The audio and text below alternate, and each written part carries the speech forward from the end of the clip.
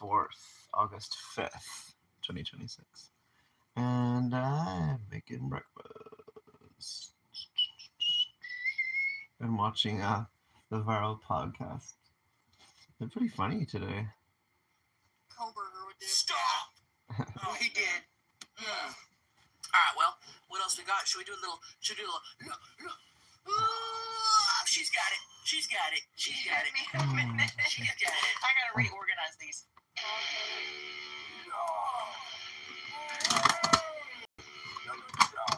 Alright. You ready for this? Yeah, I hope I even have some written down. Well, look it up. I was gonna say, I don't even... Like him. Yeah, Something I hate. When you get someone a gift card and they never use it. Stop, that was at me. Yeah. A subtweet. Yeah. That's a good one, though. Yeah, I felt that.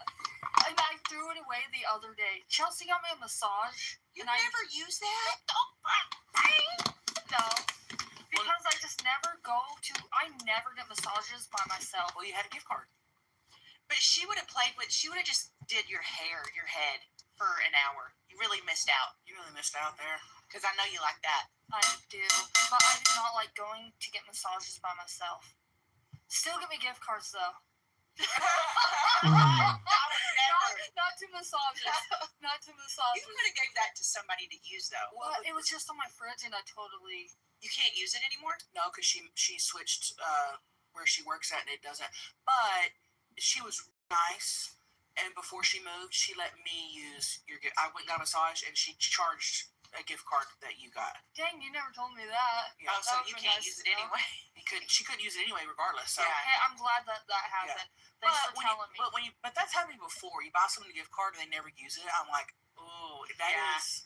I typically do, but I've never had that was my first time ever getting a massage gift. Okay. And that was the only one I never used. Oh, now I know not what to get you. Well, and I think...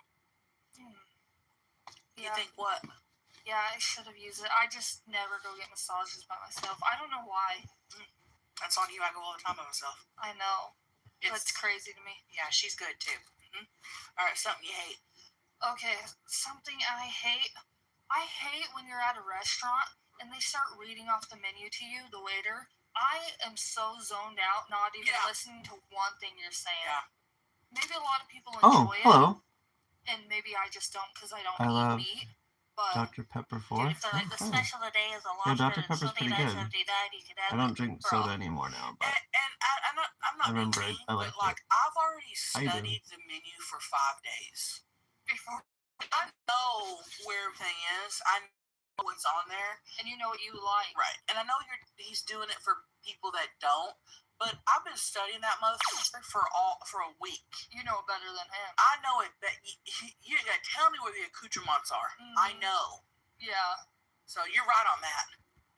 But I'm just polite. I just sit there. I go, okay. I You don't like it listen? when they do that anyway. Yeah. Okay, so you guys don't like it, and you actually eat the meat. I But think for sometimes the they like, have to. I know, and I'm like sitting there looking at it for like 10 minutes. I'm like, Yeah. okay, let me look at the do you menu. know what to do? Damn, I doze the hell off. Yeah. it is horrible. I do hate that. I hate that, dude. That's a good one. That's a good one. What Maggie, about what you you? I got? don't know if I've said these before. When you wake up and one of the dogs had, and you smell dog shit the first thing in the morning. Everyone's gotta hate that. I mean, when you wake up and you get a whiff of dog food, I'm like, I'm immediately pissed off. That's not a way you want to start your day. Right. Does Kevin still sit on the ground? No, it's usually when I keep Chelsea's dogs. Gary? He's Yeah. potty trained. Either Gary or Tilly. Yeah. I know. Kevin's perfect. He never goes in the house. Unless he's at my house. Unless he's over here, and then he does it at Chelsea's, and See, I they don't know must why. do that because the dogs don't piss in my house. But when our dogs are in each other's houses, is when they do it. Weird. I I don't think know why they because do they that. can smell. The other dog, and they're trying to cover it up. All right, something I love. When you throw trash from across the room and you make it to the trash can, Ooh, yeah. To not stand up is the key. and to just make it, Yeah. ooh, Like a Oh, swish. That's a good one. That's a good one. I love that. Buckets. What you love? I love when you're in the swimming pool and one person's not, and they just run around and bring you snacks and drinks. That's a good. That is good. Because you can't get out. You can't get out because you're in the pool. Yeah. I love when there's one dry person. And the dry person understands the Yeah. job. They're like, let me get this for you. Travis is the best dry person Yes, to he have. is. Yeah. He'll go inside, cut us up watermelon, Yes. He will. get his drinks. That's a good one. I love that. That's a good one, Gemma. That's a good one. All right, what's your love? I love whenever, so I'm scrolling on Instagram Reels, Mm. and I'm like, ooh, let me send this to Chelsea or Paige, and I see that y'all have already liked it. And I'm like, okay, they've already seen it. I love that. Oh, yeah. I feel like us three have the same algorithm because Uh-huh. everything I like, you guys have already liked I it, know. or vice versa. I like that it shows that now, because I'm like, okay, they've already liked it and seen it, so now I don't have to send it to them. That's true. Maggie sends me a reel like every day. At least true. one. Yeah. At least one. No more than one, though. I'm not that person. That's Jad. Yeah. Jad sends me 100 TikToks a day. No. I only will send a reel or a TikTok if it is like, Yeah. you know, if you get one from me, Yeah. you know to watch it. Yeah. Same. Yeah. Unless it's food.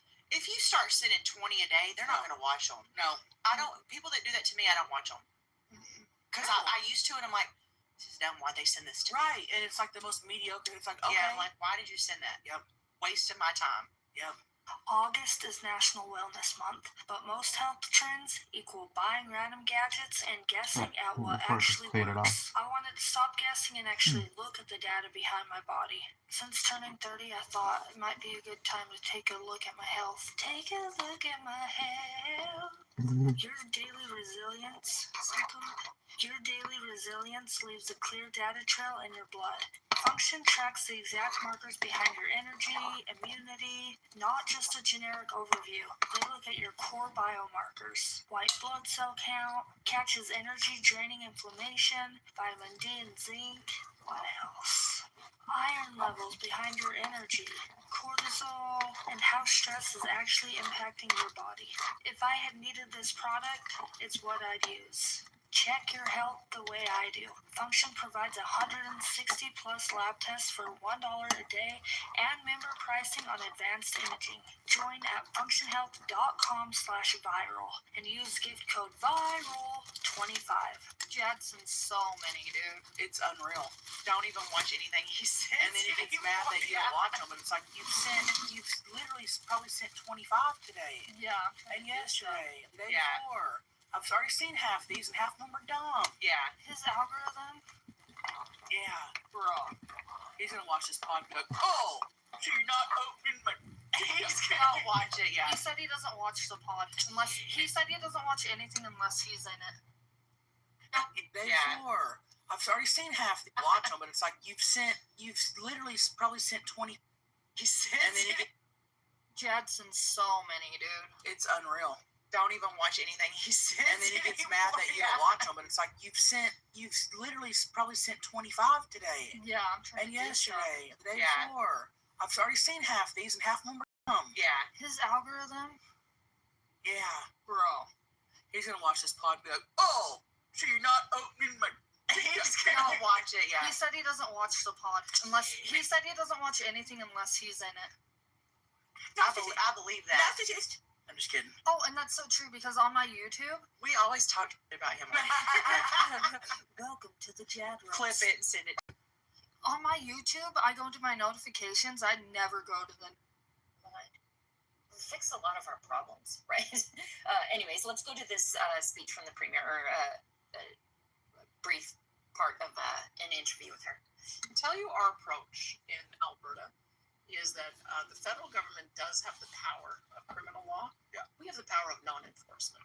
And we're... That was me stimming anyway. Haven't never done that in front of people our before. policing priorities, and we Huh. choose our crown prosecution priorities. And I can tell you, if the intention behind it is to do what we're seeing in the UK, where regular citizens are getting hauled off to prison because they post something online that hurts someone's feelings, we are just not enforcing that. There's no way that's not the culture in Alberta. We reaffirmed in our Alberta Bill of Rights that free speech is protected, and we just don't. We think that's a government overreach. The worry I have about how this may, I mean, so that's how I think private citizens should be looking at that, is just look at what's happening in other jurisdictions, and we've got to draw a line saying that we have to be able to toughen up. Like there are areas of criminal law where you legitimately cannot say things that subject another group to hatred or violence. That's a very high bar, and it should be a high bar. But hurt feelings laws, you can't police them. The worry I have about the independent media is that we're in a world now where the media is so disaggregated. We used to have a national consensus because we all used to sit and watch the 6 o'clock news, and it used to be 3 stations, and the advertising used to go to those 3 stations to be able to support good journalism.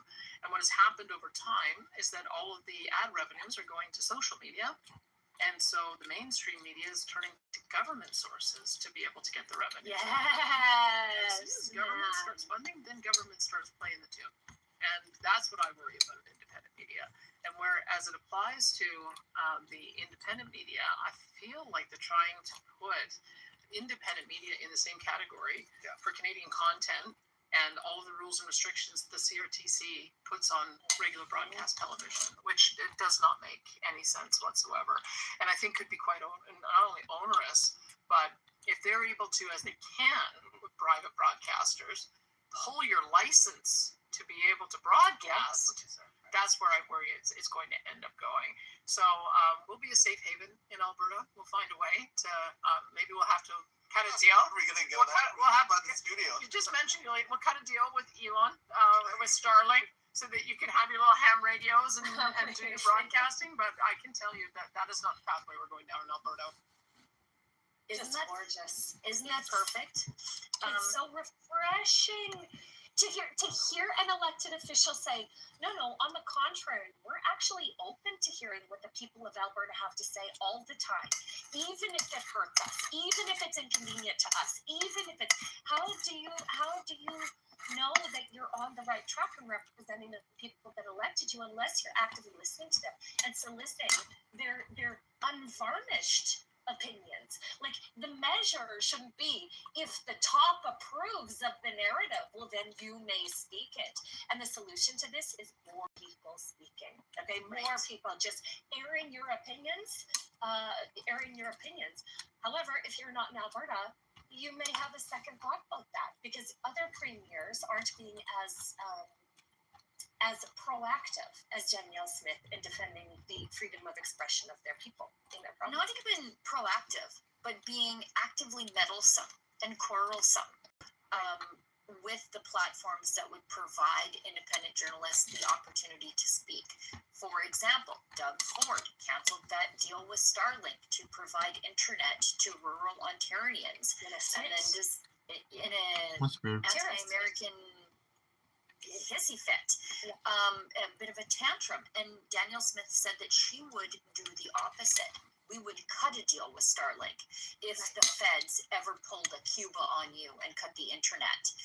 She said that she would do the opposite just to protect the rights of Albertans to speak their minds. And so we remain one of the best places to live in this entire country, if not the best. Agreed. But then there's BC. I saw this post from Carolyn Elliott, who lost the leadership of the BC Conservatives. But this is, and I think the BC Conservatives made the right choice. But she says, just wow, the NDP's radical ideology has been driven into every part of the public sector, and here's how they do it. The Provincial Health Authority is hiring a director of business planning. Okay, business director. This should be like a numbers dude or dudette.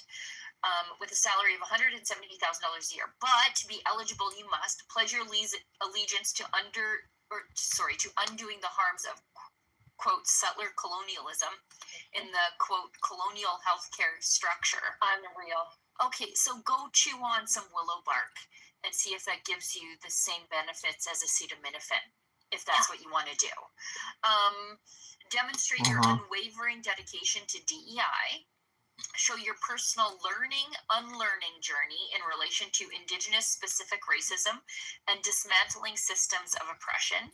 Yeah. There are This is the ways that you've humiliated yourself at the altar of DEI. Yes. Yeah, you need to list your self-flagellation for your DEI sins.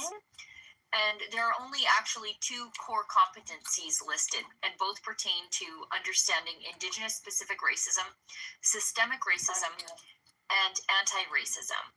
These ideological demands are not optional. They make up the bulk of the qualifications and core competencies and skills knowledge specified for this senior role in BC's broken healthcare system. Again, I reiterate, this is a business role, okay? An administrative role. This is purely administrative. Never, ever, ever, ever is going to benefit the people of BC where they are looking for actual healthcare solutions. This is a pencil pusher. Yes. That reminded me of this post I saw yesterday from Jim McMurtry, who lost his job as a teacher. He was marched out of the classroom, actually. Yeah, because go ahead. Yeah, he's a BC school teacher who was, before he was marched out of the classroom, almost universally everybody's favorite teacher because he was so engaged, because he found so many different ways to actually reach the students. And go ahead, Sheila Gunn-Reid. Yeah, and he was, I think he was in the classroom when the news broke that a gajillion graves were found at Kamloops, a mass grave, as it was. And he said, actually, people died of common diseases at the time far more often than this. And I don't think that this happened, and they came and took them like that day. I don't even think he said, I don't think that this happened. He just tried to put it in context and said people died of tuberculosis, influenza, and tetanus all the time.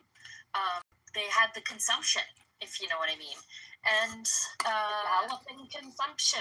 Yeah. And anyways, he was marched out of the classroom and his career was destroyed. And I mean, here he is posting this yesterday. So just on the topic of BC Health Services and their commitment to, quote, anti-colonialism. The new Cowichan Hospital will have a special Indigenous menu. Are you expecting venison? Are you? Maybe Arctic grayling? No. Hamburger soup,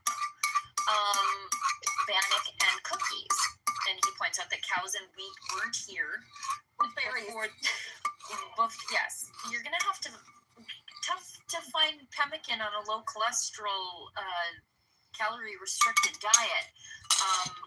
Anyways, cows and wheat weren't here before the Europeans arrived. So a lot of this Indigenous staple diet that they're listing here are things that are the result of colonialism.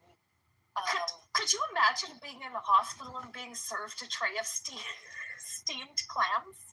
Yeah, I would call my husband and say, "Bring candles, honey." It's like, look, we're getting an anniversary level, like sauteed them in garlic and white wine. How ridiculous is this, you guys? How ridiculous is this? But I mean, so, oh Lord, I was going to try to read the guy's name, but there's no amount of glasses that will help me here. They're led by traditional foods chef and educator Jared Wassenuksen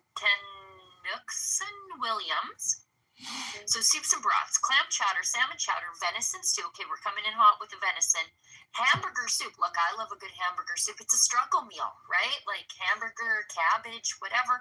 But I don't believe that is a pre-colonial diet. Entrees include baked salmon, fish, hash, salmon cakes, steamed or fried clams. Breads and staples, again. I'll do a sleep stream tonight. So thank you for liking, commenting, and subscribing. Especially thank you for commenting because it gives me something to work with. So yeah, thank you for joining. I'll see your comments in the next stream. Bye.